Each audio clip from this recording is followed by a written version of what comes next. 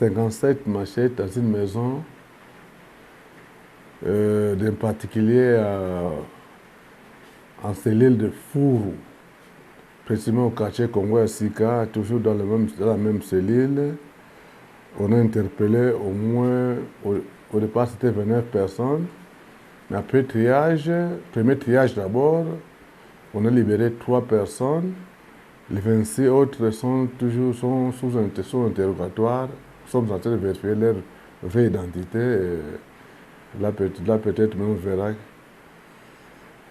à la fin si réellement ce sont des bons citoyens ou pas. Mais pour le moment, c'est très tôt de vous déterminer si réellement ils sont bons citoyens ou pas.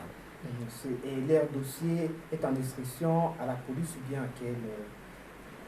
Mais bien sûr, quand il y a un bouclage, c'est toujours la police qui a préséance en la matière. En fait, c'est dans quel contexte que ce bouclage a été fait, moi, je pense que vous savez que nous sommes dans une zone à problème. Nous sommes dans une zone opérationnelle. Nous avons des informations que on ne peut pas tout dévoiler. Mais toutefois, on nous a informé certaines situations qui nous ont poussé de vite descendre sur le lieu et faire le bouclage pour palper la réalité. Parce qu'on peut nous informer d'autres histoires, peut-être que ce n'est pas fondé ou bien fondé, c'est la raison pour laquelle on néglige jamais les renseignements.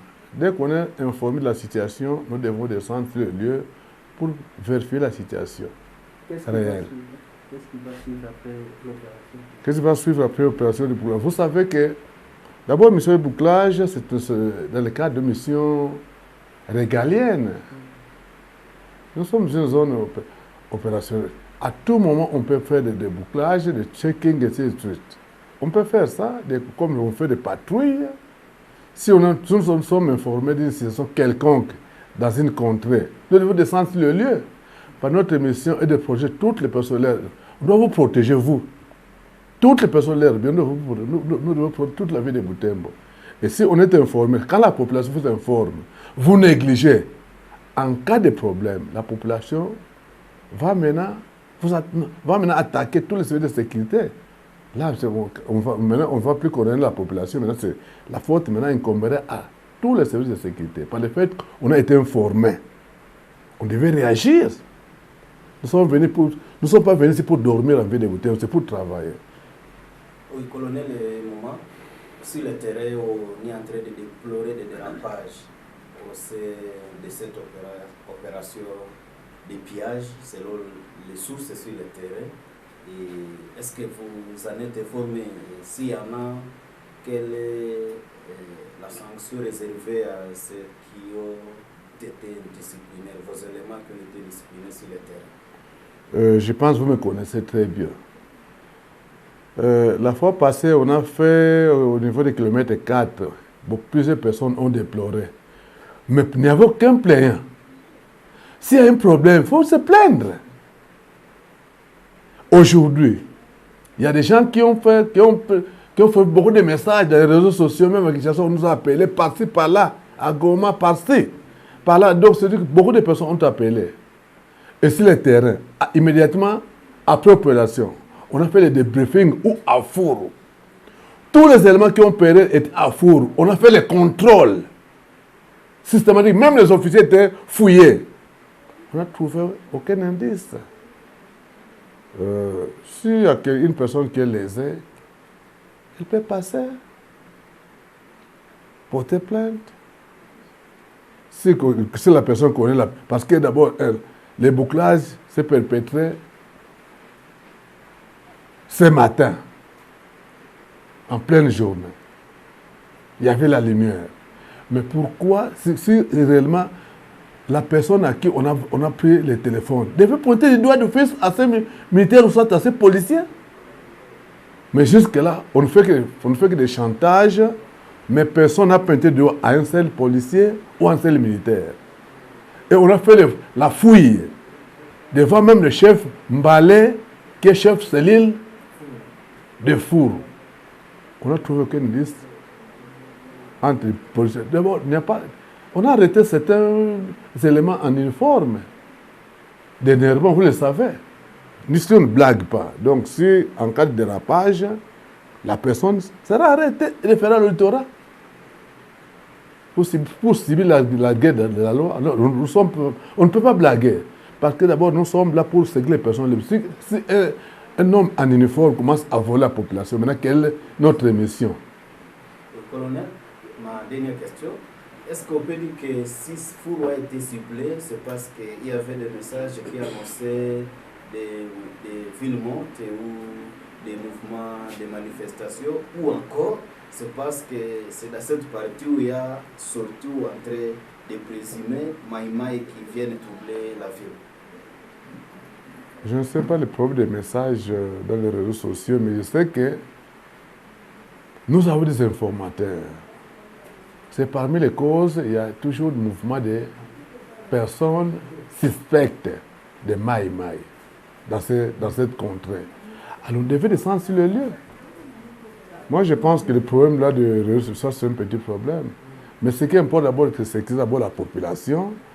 Comme il y a eu un mouvement, dernièrement, on a été informé. Effectivement, il y a eu beaucoup de problèmes à Fouro. On a interpellé plusieurs personnes. Par la même population, les informateurs nous ont tout de même informés. Mais il y a beaucoup de mouvements de Maïmaï de ce côté-là. C'est ça qui nous a poussé au moins de cibler cette contrée et faire les bouclages. Sinon, il n'y a pas une autre intention. Mon colonel, est-ce que l'opération va se poursuivre aussi dans les entités de la ville? Effectivement. Moi, je vous dis que c'est dans le cadre de notre mission régalienne. Dès qu'on est informé qu'à telle contrée, il y a quelque chose de... On doit descendre sur les lieux. On ne doit pas reculer. Mais on n'ira pas là. Si il n'y a aucune information dans une contrée, on n'ira pas. Mais si on apprend quelque chose de louche, on descendra n'importe quel coin de la ville. Nous sommes là pour les services. Vous avez un message à adresser à la population dans le cadre de cette collaboration civilo-policière, colonel? L'unique message que je peux adresser à la population, que nous voulons seulement qu'il y ait une franche collaboration entre nous et la population. Et nous agissons sur la base de leurs informations. Donc, la population doit donner aussi des informations fiables. Car nous voulons seulement collaborer. Et sans la population, on ne fera pas grand-chose. Mais avec la collaboration de la population, nous sommes persuadés que nous pourrons aboutir à un résultat escompté. Colonel, vous avez parlé des machettes retrouvées dans un ménage. Une précision, s'agit-il de machettes neuves ou pas? Machettes neuves, bien sûr, mais limées. Avec quelle intention? Machettes neuves, mais limées. C'est ça le grand problème. Okay. Mon colonel, à part les bouclages, il y a les sécurités dans la commune de Boulenguera. Dernièrement, il y a des parcelles qui ont été visitées par les bandits. Par rapport à cette sécurité dans la commune de Boulenguera, avez-vous aussi un mot à placer, mon colonel? Et tout ce que nous déplorons des fois dans la commune de Boulenguera, dans certaines contrées, il y a visitation de malfrats dans une contrée. Mais on apprend par la voie des ondes.